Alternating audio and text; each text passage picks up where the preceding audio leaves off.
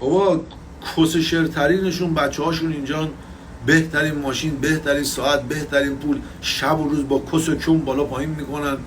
تخمی ترینشون آقا خالکوسه، تخمی ترینشون من و آرش و تمام فک فامیلاش نمیتونیم مثل یه روز اونا زندگی بکنیم. از 4 صبح کار میکنم تا شب مثل سگ.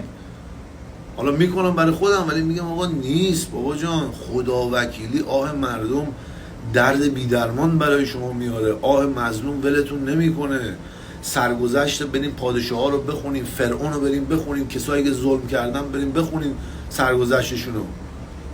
بابا بریم سرگذشتشون رو بخونیم ببین ظلم به مردم چی میشه.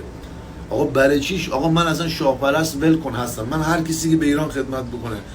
برای چی آقا؟ کسی که این پدر و پسر رو ندیدن همه میگن خدا بیامرزه، خدمت کرد، دانشگاه درست کرد. این آقا یه کار بکنین از خودتون، یه چیز به جا بذارین خوب.